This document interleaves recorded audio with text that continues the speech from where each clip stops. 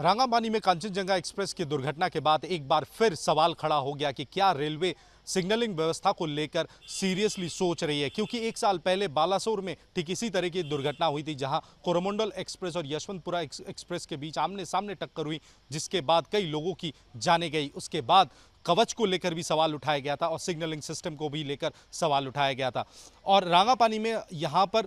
ये हमें पता चला है कि यहाँ ऑटोमेटिक सिग्नलिंग सिस्टम यानी ब्लॉक सिग्नलिंग सिस्टम के द्वारा यहाँ पर सिग्नलिंग किया जाता है और ट्रेन के आवाजाही को कंट्रोल किया जाता है। यानी हर कुछ किलोमीटर में एक पोस्ट होता है, सिग्नल पोस्ट होता है जो ट्रेन्स को अब उनकी दिशा दिखाती है कि उन्हें आगे जाना है या रुकना है। लेकिन जो सूत्रों के मुताबिक खबरें आ रही है कि सुबह 5 साढ़े 5 बजे से ही रांगापानी से पहले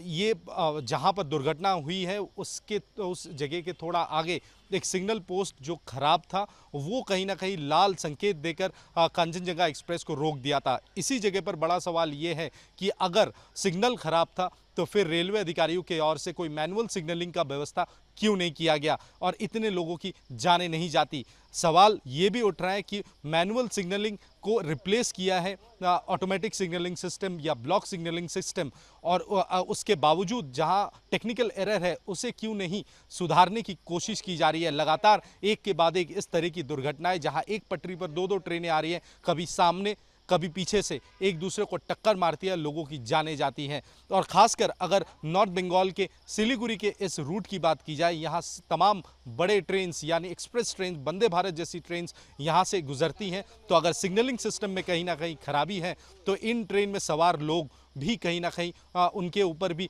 खतरा मंडराता है। लेकिन जो भी कहें, इस सिग्नलिंग सिस्टम की वजह से जिस तरीके से लोगों की जानें बार बार जा रही हैं, इस जिम्मेदारी से कभी भी रेलवे मंत्रक अपना जिम्मेदारी को पल्ला नहीं झाड़ सकती।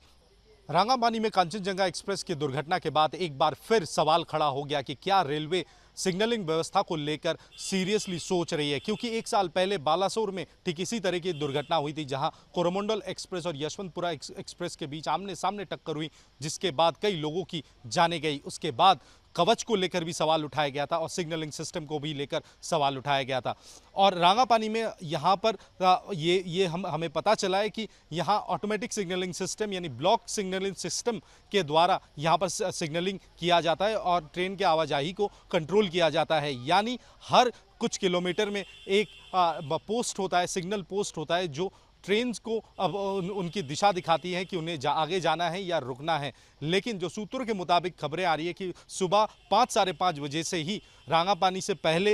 ये जहां पर दुर्घटना हुई है उस जगह के थोड़ा आगे एक सिग्नल पोस्ट जो खराब था वो कहीं ना कहीं लाल संकेत देकर कांचनजंगा एक्सप्रेस को रोक दिया था। इसी जगह पर बड़ा सवाल ये है कि अगर सिग्नल खराब था तो फिर रेलवे अधिकारियों के ओर से कोई मैनुअल सिग्नलिंग का व्यवस्था क्यों नहीं किया गया और इतने लोगों की जाने नहीं जाती। सवाल ये भी उठ रहा है कि मैनुअल सिग्नलिंग को रिप्लेस किया है ऑटोमेटिक सिग्नलिंग सिस्टम या ब्लॉक सिग्नलिंग सिस्टम, और उसके बावजूद जहां टेक्निकल एरर है उसे क्यों नहीं सुधारने की कोशिश की जा रही है। लगातार एक के बाद एक इस तरह की दुर्घटनाएं जहां एक पटरी पर दो ट्रेनें आ रही हैं, कभी सामने कभी पीछे से एक दूसरे को टक्कर मारती है, लोगों की जाने जाती हैं। और खासकर अगर नॉर्थ बंगाल के सिलीगुड़ी के इस रूट की बात की जाए, यहाँ तमाम बड़े ट्रेन्स यानी एक्सप्रेस ट्रेन, वंदे भारत जैसी ट्रेन्स यहाँ से गुजरती हैं। तो अगर सिग्नलिंग सिस्टम में कहीं ना कहीं खराबी है तो इन ट्रेन में सवार लोग भी कहीं ना कहीं उनके ऊपर भी खतरा मंडराता है। लेकिन जो भी कहें, इस सिग्नलिंग सिस्टम की वजह से जिस तरीके से लोगों की जानें बार बार जा रही हैं, इस जिम्मेदारी से कभी भी रेलवे मंत्रक अपना जिम्मेदारी को पल्ला नहीं झाड़ सकती। वीडियो जर्नलिस्ट सुमित सरकार के साथ तपस्या गुप्ता, न्यूज़ नेशन, रांगापानी।